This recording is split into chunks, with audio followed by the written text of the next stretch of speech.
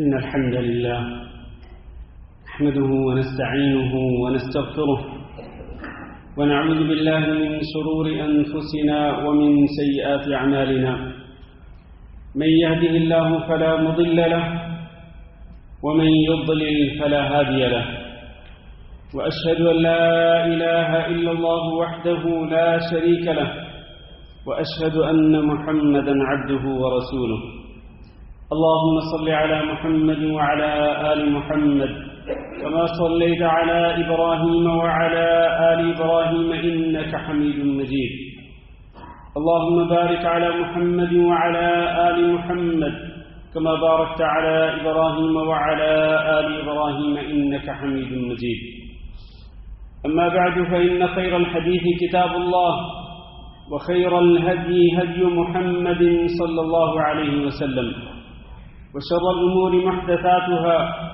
وكل محدثة بدعة وكل بدعة ضلالة وكل ضلالة في النار أعوذ بالله من الشيطان الرجيم يا أيها الذين آمنوا اتقوا الله حق تقاته ولا تموتن إلا وأنتم مسلمون يا أيها الناس اتقوا ربكم الذي خلقكم من نفس واحدة وخلق منها زوجها وبث منهما رجالا كثيرا ونساء واتقوا الله الذي تساءلون به والأرحام إن الله كان عليكم رقيبا يا أيها الذين آمنوا اتقوا الله وقولوا قولا سديدا يصلح لكم أعمالكم ويغفر لكم ذنوبكم ومن يطع الله ورسوله فقد فاز فوزا عظيما معزز و مکرم بزرگوں، دوستوں اور بھائیوں اور معززات و مکرمات ماؤں، بہنوں، بیٹیوں اور خواتین اسلام، آج کے خطبہ جمعہ کی ابتدا ہم قرآن مجید کی چند آیات مبارکہ کے ساتھ کرتے ہیں۔ یہ آیات مبارکہ سورۃ الرعد میں ہے، جو کہ 13ویں پارے میں ہے، اور سورۃ الرعد کا یہ تیسرا رکوع ہے۔ اس پورے رکوع کی تفسیر تو بیان نہیں کر سکتا، وقت بہت مختصر ہوتا ہے، لیکن سرسری طور پر اس میں سے چند آیات کا ترجمہ آپ کے سامنے ذکر کر دیتا ہوں۔ حقیقت یہ ہے کہ اللہ رب العزت نے عقل مند لوگوں کے بارے میں فرمایا کہ یہ جو قرآن مجید کی آیات ہیں، عقل مند لوگ ہی ان آیات سے نصیحت حاصل کرتے ہیں۔ اس کے بعد اللہ رب العزت نے عقل مند لوگوں کی کچھ صفات ذکر فرمائیں۔ وہ صفات میں سرسری طور پر ذکر کرتا ہوں، ان میں سے ایک صفت جس کا تعلق آج کے خطبہ جمعہ کے موضوع کے ساتھ ہے۔ فرمایا کہ یہ عقل مند لوگ وہ ہیں قرآن مجید سے نصیحت حاصل کرنے والے، جن کی پہلی صفت یہ ہے کہ یہ اللہ کے عہد و پیمان کو پورا کرتے ہیں، اور دوسری صفت یہ ہے کہ آپس میں بھی اگر کوئی معاہدے کرتے ہیں یا وعدے کرتے ہیں تو ان کو توڑتے نہیں، کیونکہ وعدے کو توڑنا منافق کی صفت ہے۔ تیسری صفت والذین یصلون ما امر اللہ بہ ان یوصل، عقل مند لوگ وہ ہوتے ہیں کہ جو اس چیز کو جوڑتے ہیں جس کے جوڑنے کا اللہ رب العزت نے حکم دیا۔ یہ ہے وہ چیز جو آج کے خطبہ جمعہ سے تعلق رکھتی ہے، اور اس سے مراد رشتہ داروں کے ساتھ تعلقات خوشگوار بنانا۔ اللہ نے رشتے کو جوڑنے کا حکم دیا ہے، توڑنے کا حکم نہیں دیا۔ تو یہ عقل مند لوگ وہ ہوتے ہیں کہ جو رشتوں کو جوڑتے ہیں، رشتوں کو توڑتے نہیں۔ چوتھی صفت یہ کہ وَيَخْشَوْنَ رَبَّهُمْ، اپنے رب سے ڈرتے رہتے ہیں، وَيَخَافُونَ سُوءَ الْحِسَابِ، اور پانچویں صفت یہ کہ یہ برے عذاب سے بھی ڈرتے رہتے ہیں کہ کہیں قیامت کے دن برا عذاب، برا حساب نہ ہو، قبر کے اندر سوال و جواب برے طریقے کے ساتھ نہ ہو، قیامت کے دن بھی حساب برے طریقے کے ساتھ نہ ہو، ان کے دلوں کے اندر خوف رہتا ہے۔ چھٹی صفت یہ کہ وَالَّذِينَ صَبَرُوا ابْتِغَاءَ وَجْهِ رَبِّهِمْ، اپنے رب کو راضی کرنے کی خاطر صبر بھی کرتے رہتے ہیں۔ اور ساتویں صفت یہ کہ وہ اقاموا الصلاۃ، نماز پابندی کے ساتھ پڑھتے ہیں، نماز کو نماز کی شروط کے ساتھ، نماز کے آداب و احکام کے ساتھ منمانی نہیں کرتے، بلکہ ہر نماز کو اس نماز کے اصل وقت میں ادا کرتے ہیں۔ اور جہاں تک مردوں کا تعلق ہے تو مردوں کی اقامت صلاح تب ہوتی ہے، یعنی مرد نماز قائم کرنے والے تب ہوتے ہیں جب وہ پانچوں نمازیں مسجد میں آ کے ادا کریں۔ اگر وہ پانچوں نمازیں مسجد میں ادا نہ کریں اور کوئی نماز مسجد میں ادا کریں اور کچھ نمازیں مسجد میں ادا نہ کریں تو وہ نماز قائم کرنے والوں کے زمرے میں شامل نہیں ہوتے۔ یہ بات یاد رکھنی چاہیے اور اپنی اس عقل کے اندر اس بات کو داخل کرنا چاہیے۔ عقل کا تقاضا یہ ہے، عقل مندوں کی صفت یہ ہے کہ نماز تب قائم کرنے والے ہوں گے جب ساری نمازیں مرد حضرات کہاں پڑھیں گے؟ مسجد کے اندر ادا کریں گے، باجماعت پڑھیں گے۔ کاش کہ عقل آ جائے سب لوگوں کو، کیونکہ یہ عقل مند لوگوں کی صفات ذکر ہو رہی ہیں۔ ایک اور صفت وَأَنفَقُوا مِمَّا رَزَقْنَاهُمْ سِرًّا وَعَلَانِيَةً، ہم نے ان کو جو کچھ دیا ہے کم یا زیادہ اس سے وہ چپکے چپکے بھی خرچ کرتے رہتے ہیں اور کبھی کبھار ظاہراً بھی خرچ کرتے ہیں تاکہ دوسروں کو ترغیب دیں۔ اور ایک آخری صفت یہ کہ وَيَدْرَؤُونَ بِالْحَسَنَةِ السَّيِّئَةَ، کبھی ان سے اگر کوئی بتقاضائے بشریت گناہ ہو جائے تو اس گناہ کا ازالہ کس طرح کرتے ہیں؟ گناہ کے بعد نیکی کر کے گناہ کے اثرات کو ختم کرتے ہیں۔ فرمایا اولئک لہم عقبی الدار، یہ وہ عقل مند لوگ ہیں جن کی یہ صفات ہیں، ان کے لیے ہے آخرت کا گھر۔ اس کے بعد فرمایا کہ یہ خود بھی جنت میں داخل ہوں گے۔ ومن صلح من آبائهم وازواجهم وذرياتهم، اور اسی طرح ان کے ساتھ ان کے آباء و اجداد میں سے جو صالح تھے وہ بھی جنت میں داخل ہوں گے ان کے ساتھ ہی، اور ان کی بیویوں میں سے اور ان کی اولاد میں سے جو صالح ہوئے وہ بھی ان کے ساتھ جنت میں داخل ہوں گے۔ اس کا مطلب یہ ہوا کہ جنت میں داخل ہونے کے لیے اور رشتہ داروں کے ایک جگہ پہ جمع ہونے کے لیے ضروری ہے کہ وہ سارے کے سارے کیا ہوں؟ صالح ہوں۔ ومن صلح من آبائهم وازواجهم وذرياتهم، آباء و اجداد میں سے اور بیوی بچوں میں سے جو صالح ہوں گے وہ ان عقل مندوں کے ساتھ جنت میں داخل ہوں گے، اور جو صالح نہیں ہوں گے وہ ان کے ساتھ جنت میں داخل نہیں ہوں گے۔ یہ تو عقل مند لوگوں کی صفات اور ان کے لیے جنت کا ذکر۔ اس کے بعد فرمایا، اب اس آیت کو ذرا غور سے سنیے، والذین ینقضون عہد اللہ من بعد میثاقہ، جو لوگ اللہ سے عہد و پیمان کرنے کے بعد اس عہد و پیمان کو توڑ ڈالتے ہیں۔ آج توبہ کی، اللہ میں آئندہ گناہوں کے قریب نہیں جاؤں گا، رات ہوئی اور پھر وہی گناہ کرنا شروع کر دیے، اللہ سے کیے ہوئے عہد و پیمان کو توڑ ڈالتے ہیں۔ اور دوسری صفت یہ کہ وَيَقْطَعُونَ مَا أَمَرَ اللَّهُ بِهِ أَن يُوصَلَ، اور قطع کرتے ہیں، کاٹتے ہیں، توڑتے ہیں اس چیز کو جس کو اللہ نے جوڑنے کا حکم دیا، یعنی صلہ رحمی نہیں کرتے بلکہ قطع رحمی کرتے ہیں۔ رشتہ داروں کے ساتھ تعلقات جوڑتے نہیں بلکہ تعلقات توڑتے ہیں، یہ دوسری صفت۔ تیسری وَيُفْسِدُونَ فِي الْأَرْضِ، زمین میں فساد بھی مچاتے ہیں جرائم کا ارتکاب کر کے۔ ان تین صفات رکھنے والے لوگوں کے لیے کیا ہے؟ فرمایا اولئک لہم اللعنہ، ایسے لوگوں کے لیے لعنت ہے، یعنی ایسے لوگوں کو اللہ رب العزت اپنی رحمت سے دھتکار دے گا، ان کے لیے پھٹکار ہوگی اللہ رب العزت کی طرف سے۔ وَلَهُمْ سُوءُ الدَّارِ، اور ان کے لیے بہت برا گھر ہوگا۔ بہت برے گھر سے مراد جہنم، کیونکہ اچھے گھر سے مراد جنت ہے اور برے گھر سے مراد جہنم۔ میرے بھائیوں، یہ رکوع سورۃ الرعد کا میں نے انتہائی اختصار کے ساتھ اس کا بس ترجمہ پیش کیا، یہ رکوع پورا بھی نہیں میں نے پڑھا۔ اس میں اللہ رب العزت نے عقل مند لوگوں کی جو صفات ذکر فرمائیں ان میں سے ایک صلہ رحمی کرتے ہیں، تعلقات اچھے بناتے ہیں اپنے رشتہ داروں کے ساتھ، اور ایسے لوگوں کے لیے جنت اور جنت کی نعمتیں۔ لیکن وہ لوگ جو رشتہ داروں کے ساتھ تعلقات کو توڑتے ہیں، جوڑ نہیں پیدا کرتے بلکہ توڑ پیدا کرتے ہیں، ایسے لوگوں کے لیے اللہ رب العزت کی طرف سے پھٹکار ہے اور ایسے لوگوں کے لیے لعنت ہے۔ اب ذرا ہم آگے بڑھنے سے پہلے ہم ذرا تھوڑا سا سنجیدگی کے ساتھ اپنے گریبان میں جھانک کے دیکھیں ہم ان دو فریقوں میں سے کس فریق سے تعلق رکھتے ہیں.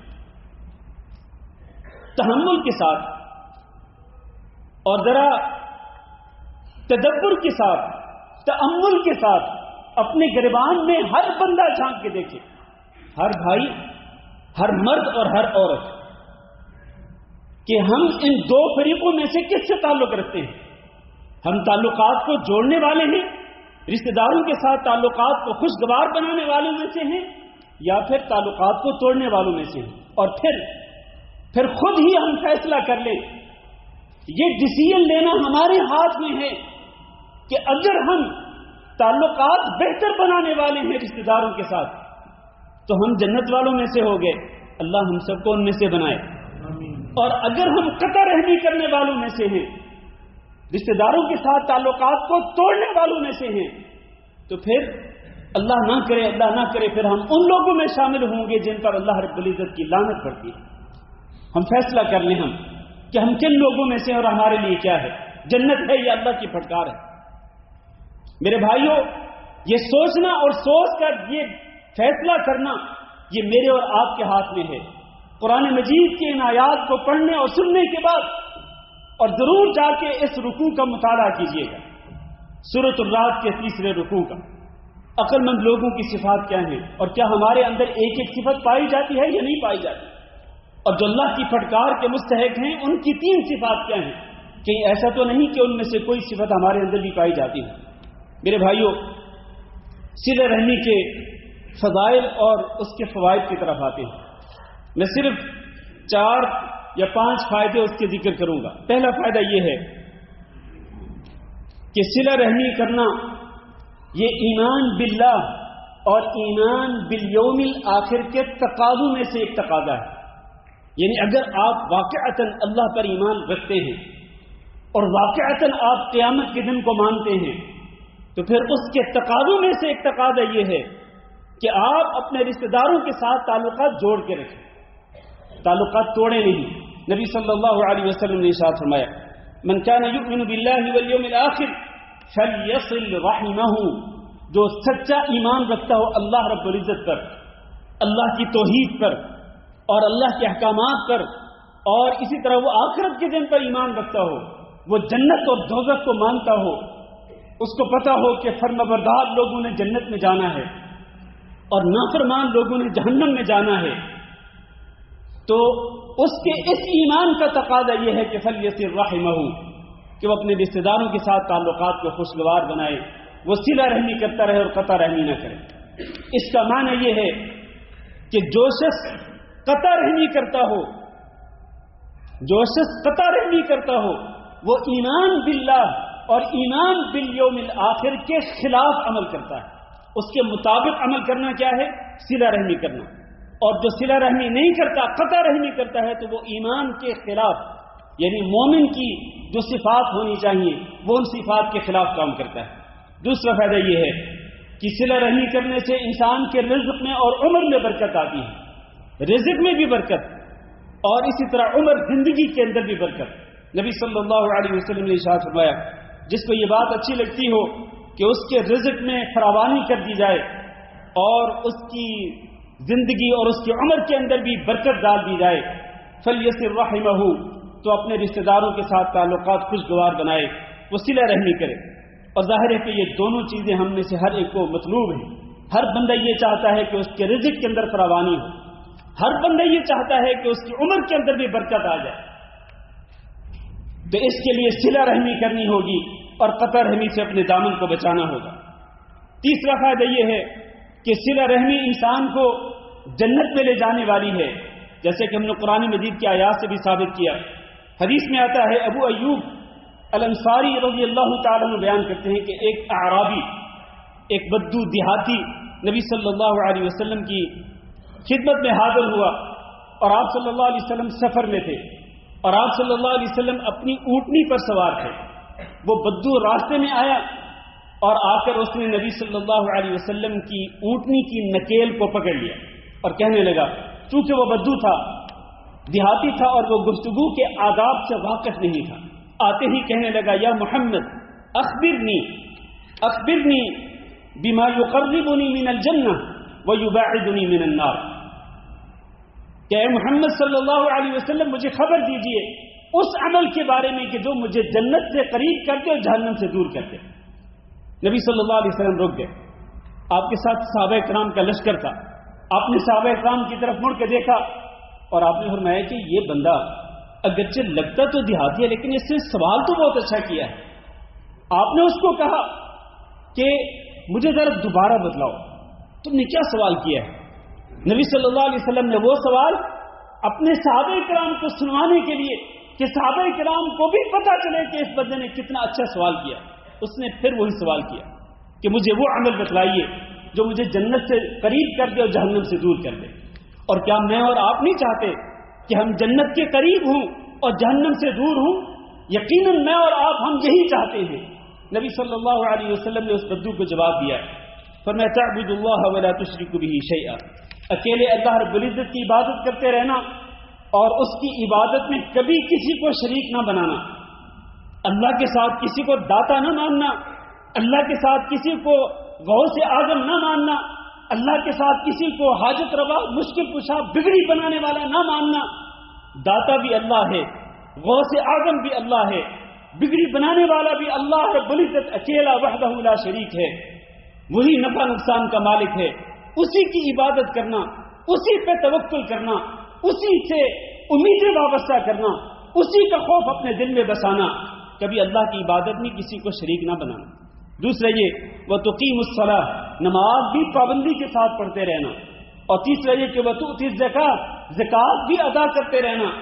چوتھا یہ کہ وَتَصِلُ الرَّحِمَ، اور رشتہ داروں کے ساتھ تعلقات جوڑ کے رکھنا، کبھی رشتہ داروں کے ساتھ تعلقات کو توڑنا نہیں، جوڑ کے رکھنا ہے۔ پھر آپ نے سنا کہ دع الناقہ، اب چھوڑ دے اونٹنی کو اور جانے دے اونٹنی کو، یعنی مطلب یہ ہے کہ اب چھوڑ دے ہماری جان، تو راستے میں بیچ میں آ کے رک گیا اور اونٹنی کو روک لیا، اب ہماری جان چھوڑ دے۔ وہ شخص چلا گیا۔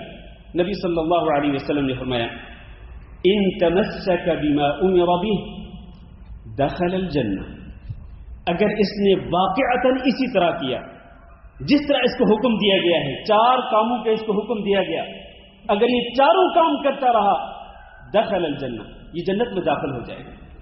اللہ اکبر۔ اس سے یہ ثابت ہوا کہ صلہ رحمی انسان کو جنت میں لے جانے والی چیز ہے۔ اور چوتھا فائدہ یہ ہے کہ جو شخص صلہ رحمی کرتا ہے وہ اللہ رب العزت کی رحمت کے ساتھ جڑا رہتا ہے، اور جو صلہ رحمی نہیں کرتا، قطع رحمی کرتا ہے، اللہ اس کو اپنی رحمت سے بھی دور کر دیتا ہے۔ نبی صلی اللہ علیہ وسلم نے فرمایا، حدیث کا خلاصہ یہ ہے کہ جب اللہ رب العزت نے مخلوقات کو پیدا کیا تو یہ جو رحم ہے نا، جس کو ہم رشتہ داری کہتے ہیں، یہ رشتہ داری کا جو تعلق ہے یہ اللہ رب العزت کی بارگاہ میں کھڑا ہو گیا، یہ تعلق کھڑا ہوا، یا یہ رشتہ داری کھڑی ہوئی اور کہنے لگی اے اللہ میں تیری پناہ پکڑتی ہوں قطع رحمی سے۔ صلہ رحمی کہنے لگی یا رشتہ داری کہنے لگی کہ اللہ میں اس رشتہ داری کو توڑنے سے اللہ میں تیری پناہ پکڑتی ہوں۔ اللہ نے فرمایا کہ ٹھیک ہے، میں تمہیں ایک بات کہتا ہوں کہ کیا تمہیں یہ بات اچھی نہیں لگتی کہ جو تمہیں جوڑ کے رکھے گا اس کو میں اپنی رحمت سے جوڑ کے رکھوں گا، اور جو تمہیں توڑے گا میں اس کو اپنی رحمت سے توڑ دوں گا۔ یہ اللہ رب العزت نے وعدہ دیا، اپنی طرف سے عہد دیا ہے، کس کو؟ اس رحم کو، جس سے ہم کہتے ہیں صلہ رحمی، یعنی رشتہ داری کو، اس تعلق کو اللہ رب العزت نے عہد دے رکھا ہے۔ اور ظاہر ہے کہ ان اللہ لا یخلف المیعاد، اللہ کبھی اپنے وعدے کی خلاف ورزی نہیں کرتا۔ یہ اللہ کا وعدہ اور عہد ہے اس رحم اور رشتہ داری کے ساتھ کہ جو بھی تجھے جوڑے گا میری رحمت کے ساتھ وہ جڑا رہے گا، اور جو بھی تجھے توڑے گا وہ میری رحمت سے بھی کٹ جائے گا، اس کو میں اپنی رحمت سے توڑ دوں۔ پھر ہمیں فیصلہ کر لینا چاہیے کہ ہم اللہ رب العزت کی رحمت کے ساتھ جڑے رہنا چاہتے ہیں یا پھر اللہ رب العزت کی رحمت سے ہم کٹ جانا چاہتے ہیں۔ یہ چیز بھی ہمارے ہاتھ میں ہے۔ میرے بھائیوں، یہ جو فضائل میں نے ذکر کیے ہیں، ان فضائل کو سامنے رکھتے ہوئے ہر شخص کو چاہیے کہ وہ اپنے رشتہ داروں کے ساتھ اپنے تعلقات کا جائزہ لے، سنجیدگی اور سیریسلی وہ اپنے تعلقات کا جائزہ لے کہ اس کے اپنے رشتہ داروں کے ساتھ تعلقات کیسے، نبی صلی اللہ علیہ وسلم نے فرمایا، بلکہ حدیث ذکر کرنے سے پہلے آج المیہ یہ ہے، تعلقات پہ غور کرنا تو دور کی بات ہے، آج المیہ یہ ہے کہ بہت سارے لوگوں کو یہ بھی پتہ نہیں ہوتا کہ ہمارے رشتہ دار ہیں کون سے، خاص طور پر جو ہم جیسے لوگ جو باہر رہتے ہیں، ہماری جو ینگ نسل ہے، تو یہ جو نوجوان نسل ہے ان میں سے کئیوں کو پتہ ہی نہیں ہوتا کہ ہمارے رشتہ دار کون سے، اور اس میں قصور کس کا؟ قصور ہمارا اپنا ہے، ماں باپ کا قصور ہے کہ ہم نے اپنی نوجوان نسل کو ہم نے یہ نہیں بتلایا کہ بھی یہ تمہارے چچا ہیں، یہ تمہارے تایا ہیں، یہ تمہارے ماموں ہیں، یہ تمہاری خالہ ہیں، یہ تمہاری پھپھو ہیں۔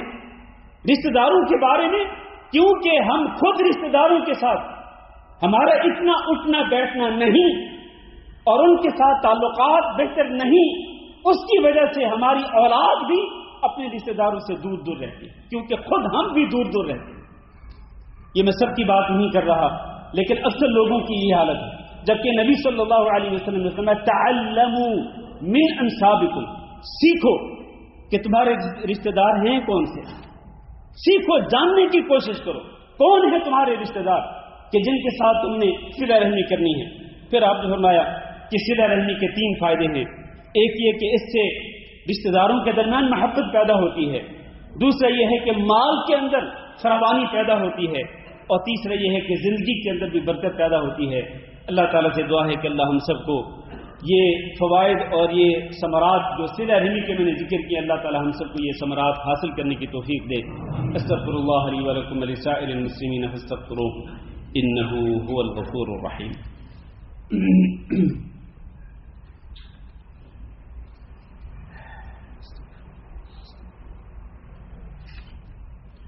إن الحمد لله نحمده ونستعينه ونستغفره ونعوذ بالله من شرور أنفسنا ومن سيئات أعمالنا، من يهده الله فلا مضل له ومن يضلل فلا هادي له، وأشهد أن لا إله إلا الله وحده لا شريك له، وأشهد أن محمدا عبده ورسوله۔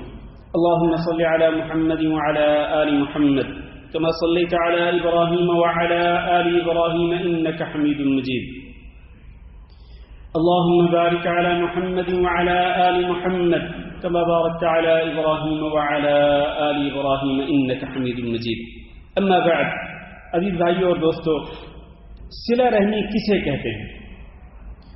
صلہ رحمی اس چیز کا نام نہیں کہ جو رشتہ دار آپ کے ساتھ تعلقات جوڑ کر رکھیں تو آپ ان کے ساتھ تعلقات جوڑ کر رکھیں، یہ جو آپ کے ساتھ اچھائی کریں آپ ان کے ساتھ اچھائی کریں۔ میرے بھائیوں، یہ تو بدلہ ہوا کہ وہ آپ کے گھر آیا، آپ اس کے گھر گئے، اس نے آپ کو گفٹ دیا، آپ نے اس کو بدلے میں گفٹ دیا، اس کو صلہ رحمی نہیں کہتے۔ یہ نبی صلی اللہ علیہ وسلم کی حدیث کے الفاظ ہیں، صحیح بخاری میں حدیث ہے، لیس الواصل بالمکافئ، صلہ رحمی کرنے والا وہ نہیں جو بدلہ دیتا ہے، اس کو صلہ رحمی کرنے والا نہیں کہتے، بلکہ صلہ رحمی کرنے والا وہ ہے وَلَكِنِ الْوَاصِلُ الَّذِي قُطِعَتْ رَحِمُهُ وَصَلَهَا، صلہ رحمی کرنے والا وہ ہوتا ہے کہ جب اس کے ساتھ رشتہ داری کو توڑا جائے گا تو یہ اس ٹوٹتی ہوئی رشتہ داری کو جوڑنے کی کوشش میں لگا ہے، یعنی اس کے رشتہ دار اس کے ساتھ اپنی رشتہ داری کو توڑنے کی کوشش میں ہے، لیکن یہ اس رشتہ داری کو بچانے کے چکر میں، بچانے کی کوششوں میں لگا ہوا ہے کہ کسی طرح ہمارے یہ رشتہ بچ جائے، کسی طرح میں اس رشتے کو بچا لوں، کسی طرح میں اپنے رشتہ داروں کے ساتھ تعلقات کو خوشگوار بنا کے رکھوں، وہ چاہے جیسا بھی سلوک کریں آپ کے ساتھ، لیکن اس کی طرف سے ہمیشہ یہی کوشش ہے کہ بس یہ اپنے رشتہ داروں کے ساتھ تعلقات بہتر سے بہتر بنا کے رکھے۔ اس کو کہتے ہیں صلہ رحمی کرنے والا انسان۔ یہ جو صلہ رحمی کرنے والا انسان ہے یہ اللہ رب العزت کی رحمت کا مستحق ہے اور یہ اللہ رب العزت کی جنت کا مستحق ہے۔ ایک شخص آیا نبی صلی اللہ علیہ وسلم کے پاس، کہنے لگا کہ اللہ کے رسول، میرے رشتہ دار ہیں، میں ان سے صلہ رحمی کرتا ہوں، وہ مجھ سے قطع رحمی کرتے ہیں، میں ان کی طرف احسان کرتا ہوں اور وہ مجھ سے بدسلوکی کرتے ہیں، میں نیکی کرتا ہوں اور وہ برائی کرتے ہیں، میں بردباری کا مظاہرہ کرتے ہوئے ان کی طرف سے آنے والی اذیتوں کو برداشت کرتا ہوں، لیکن پھر بھی وہ باز نہیں آتے اور مسلسل مجھ سے بدتمیزی اور بد اخلاقی کا مظاہرہ کرتے ہیں۔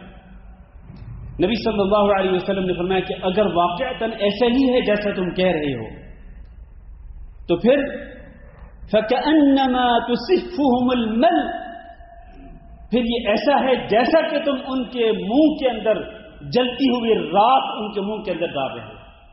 معنی یہ ہے کہ اگر تم ان کے ساتھ اچھا تعلق قائم کرتے ہو لیکن وہ تمہارے ساتھ بدسلوکی کرتے ہیں تو اس گناہ کا عذاب انہی کو ہوگا۔ جیسے یہ تشبیہ دی نبی صلی اللہ علیہ وسلم نے کہ ایک بندہ جلتی ہوئی راکھ اگر کسی کے منہ میں ڈالے گا تو نقصان کس کا ہوگا؟ نقصان اسی کا ہوگا جس کے منہ کے اندر وہ جلتی ہوئی راکھ جائے گی، نقصان اس کا نہیں جو جلتی ہوئی راکھ اس کے منہ میں ڈال رہا ہے۔ تو اللہ کے رسول فرمایا کہ بالکل ایسے ہی ہے، اگر وہ اس طرح کر رہے ہیں اور تمہارا رویہ ان کے ساتھ اچھا ہے، ان کا رویہ تمہارے ساتھ اچھا نہیں، تو یہ سمجھ لو کہ جیسا کہ تم ان کو نقصان پہنچا رہے ہو، یعنی ان کا وہ خود نقصان اٹھا رہے ہیں، قیامت کے دن اپنے اس گناہ کا عذاب بھی جھیلیں گے، قیامت کے دن اپنے اس گناہ کا عذاب بھی جھیلیں گے۔ اور پھر آپ صلی اللہ علیہ وسلم نے ایک بشارت دی، آپ نے فرمایا کہ جب تک تم اسی روش پر قائم رہو گے، یہی تمہارا رویہ رہا اپنے رشتہ داروں کے ساتھ، تو اللہ رب العزت کی طرف سے تمہارے ساتھ ایک مددگار رہے گا، جہاں بھی تجھے مدد کی ضرورت پڑے گی وہ تمہاری مدد ضرور کرے گا۔ یعنی ایک فرشتہ اللہ رب العزت تمہارے ساتھ مقرر کر دے گا جو ہر جگہ پہ تمہاری مدد کرتا رہے گا جہاں بھی تجھے مدد کی ضرورت آئے گی۔ یعنی اندیکھی جس کو انسان دیکھ نہیں سکتا، اللہ تعالیٰ اندیکھے طریقے سے اس انسان کی مدد کرتا رہے گا۔ کیوں؟ اس لیے کہ یہ اپنے رشتہ داروں کے ساتھ تعلقات کو خوشگوار بنانے کی کوشش کرتا ہے۔ ایک صحابی حضرت عقبہ بن عامر رضی اللہ تعالیٰ عنہ، ان کو نبی صلی اللہ علیہ وسلم نے فرمایا تھا، یا عقبہ، اے عقبہ بن عامر، بات توجہ سے سن لو، صل من قطعک، جو تجھ سے قطع رحمی کرے تم اس سے صلہ رحمی کرو، وَأَعْطِ مَنْ حَرَمَكَ، جو تجھے نہ دے تم اس کو دو، وَاعْفُ عَنْ مَنْ ظَلَمَكَ، اور جو تجھ پہ ظلم کرے اس کو تم درگزر کر دو۔ یہ ہوتی ہے صلہ رحمی میرے عزیز بھائیوں۔ اور آخر میں کچھ نقصانات ذکر کر دوں بس مختصر طور پر کہ قطع رحمی کے نقصانات کیا ہوتے ہیں۔ قطع رحمی کا سب سے بڑا نقصان یہ ہے میرے عزیز بھائیوں، جو ہم نے قرآن مجید کی سورۃ الرعد کی کچھ آیات کی روشنی میں ذکر کیا کہ جو قطع رحمی کرتا ہے وہ اللہ رب العزت کی لعنت کا مستحق ٹھہرتا ہے۔ یہ بہت بڑا نقصان ہے، اللہ کی پھٹکار اس پہ پڑتی ہے۔ اور دوسرا نقصان یہ ہے میرے عزیز بھائیوں کہ جو شخص قطع رحمی کرتا ہے اس کو قیامت کے دن تو جو سزا ملے گی دنیا کے اندر بھی اللہ رب العزت اس کو سزا دے گا۔ اگر وہ توبہ نہیں کرتا، اگر وہ معافی نہیں مانگتا، اپنی اصلاح نہیں کرتا، رشتہ داروں کے ساتھ تعلقات کو جوڑنے کی کوشش نہیں کرتا، تو اللہ رب العزت اس کو قیامت کے دن جو عذاب دے گا وہ دے گا۔ دنیا کے اندر بھی اللہ رب العزت اس کو سزا دے گا، جو اس کو نظر آئے گی وہ سزا کہ یہ میرے اس گناہ کی سزا ہے۔ نبی صلی اللہ علیہ وسلم نے فرمایا کہ دو گناہ ایسے ہیں جن کا عذاب قیامت کے دن بھی ہے لیکن دنیا کے اندر بھی اللہ رب العزت اس دونوں گناہوں کے کرنے والے بندے کو اللہ رب العزت دنیا کے اندر بھی سزا دے کے رہتا ہے۔ اور وہ دو گناہ کیا ہیں؟ ایک ہے ظلم کرنا اور ایک ہے قطع رحمی کرنا۔ یہ دو گناہ جو بندہ کرتا ہے اگر وہ توبہ نہیں کرتا، اپنی اصلاح نہیں کرتا، تو قیامت کے دن بھی ان گناہوں کی سزا پائے گا اور دنیا کے اندر مرنے سے پہلے ہی اس کو سزا مل جائے گی۔ ظلم کرنے کی سزا بھی اور قطع رحمی یعنی تعلقات کو توڑنے کی سزا جو ہے رشتہ داروں کے ساتھ، اس کی سزا بھی اس کو مرنے سے پہلے مل جائے گی۔ اور تیسرا اس کا نقصان یہ ہے، اور یہ بہت بڑا نقصان ہے، بعض اوقات یوں لگتا ہے کہ ایک بندہ بڑا نمازی ہے، فرض نمازیں بھی پڑھتا ہے، تہجد گزار بھی ہے، اور اشراق کی نماز بھی پڑھتا ہے، چاس کی نماز بھی پڑھتا ہے، اور وہ روزے بھی رکھتا ہے، رمضان کے فرض روزے بھی اور سوموار اور جمعرات کے نفلی روزے بھی رکھتا ہے، ایام بیض کے روزے بھی رکھتا ہے، بڑی بڑی عبادات کرتا ہے، لیکن رشتہ داروں کے معاملے کے اندر زیرو ہوتا ہے، رشتہ داروں کے ساتھ تعلقات کو جوڑتا نہیں بلکہ توڑتا ہے۔ نبی صلی اللہ علیہ وسلم نے فرمایا کہ لا يقبل عمل قاطع رحم، قطع رحمی کرنے والے کے عمل کو قبول نہیں کیا جائے گا۔ نمازیں بھی رد کر دی جاتی ہیں، روزے بھی رد کر دیے جاتے ہیں، صدقات و خیرات بھی رد کر دیے جاتے ہیں۔ کیوں؟ اس کی قطع رہنی کی وجہ سے. کتنا بڑا نقصان ہے میرا عزیز بھائی کہ انسان اپنے ذہن میں اپنے آپ میں یہ سمجھتا ہو کہ میں تو بڑا عبادت گزار ہوں، لیکن قطع رہنی کرنے کی وجہ سے. اور میں نے یقین مانے میں نے اپنی آنکھوں سے ایسے لوگوں کو دیکھا ہے، ایسے لوگوں کا میں نے مشاہدہ کیا ہے، بڑے نمازی، بڑی عبادتیں کرنے والے، لیکن رشتہ داروں کے ساتھ تعلقات بالکل زیرو، تعلقات توڑتے ہیں، جوڑتے نہیں، ہر معاملے کے اندر ٹانگ اڑاتے ہیں، دخل اندازی کرتے ہیں، اور رشتہ داروں کے ساتھ بدسلوکی، بدتمیزی کرتے ہیں، بد اخلاقی کا مظاہرہ کرتے ہیں رشتہ داروں کے ساتھ. وہ یقین کر لیں کہ ان کی عبادات اللہ رب العزت قبول کرنے والا نہیں ہے. اور اس سے بھی بڑا نقصان یہ ہے کہ جو قطع رحمی کرتا ہے اور اسی روش پہ چلتا رہتا ہے، معافی نہیں مانگتا اللہ تعالیٰ سے، توبہ نہیں کرتا، وہ قیامت کے دن جنت میں داخل نہیں ہوگا. نبی صلی اللہ علیہ وسلم نے فرمایا کہ ثلاثۃ لا يدخلون الجنہ، 3 افراد جنت میں داخل نہیں ہوں گے. ایک مدمن الخمر، جو ہمیشہ نشے والی چیز پہ لگا ہوا ہے، اور نشے والی چیز کوئی بھی ہو، کوئی بھی نشے والی چیز جس کا وہ عادی بن چکا ہو، یہ جنت میں داخل نہیں ہوگا. دوسرا قاطع الرحم، قطع رحمی کرنے والا بھی جنت میں داخل نہیں ہوگا. اور تیسرا وہ جو جادو کرتا ہے یا جادو کرواتا ہے، وہ شخص بھی جنت میں داخل نہیں ہوگا. اللہ تعالیٰ سے دعا کرتے ہیں کہ اللہ رب العزت ہم سب کو صلہ رحمی کرنے کی توفیق دے، اور اللہ ہم سب کو قطع رحمی سے بچائے رکھے. اللہ ہم سب کو رشتہ داروں کے حقوق ادا کرنے والا بنا دے. اور اللہ رب العزت ہم سے اگر کہیں غلطی ہوئی ہے بتقاضائے بشریت اپنے رشتہ داروں کے حوالے سے، ان کے تعلق سے، اللہ سے دعا کرتے ہیں کہ اللہ رب العزت ہم سب کو معاف کر دے، اللہ ہم سب سے درگزر کر دے، اور اللہ رب العزت ہم سب کو جنت الفردوس کے واسطے میں شامل فرمائے. اللهم اغفر لنا وللمؤمنين والمؤمنات وللمسلمين والمسلمات الأحياء منهم والأموات. اللهم إنا نسألك العفو والعافية والمعافاة الدائمة في الدنيا والآخرة. اللهم فرج هم المهمومين ونفس كرب المكروبين واقض الدين عن المدينين واشف مرضانا ومرضى المسلمين. اللهم اشف مرضانا ومرضى المسلمين. اللهم اشف مرضانا ومرضى المسلمين. اللهم آمنا في أوطاننا واجعل هذا البلد آمنا مطمئنا وسائر بلاد المسلمين. عباد الله، إن الله يأمر بالعدل والإحسان وإيتاء ذي القربى وينهى عن الفحشاء والمنكر والبغي يعظكم لعلكم تذكرون. سبحان ربك رب العزة عما يصفون وسلام على المرسلين والحمد لله رب العالمين.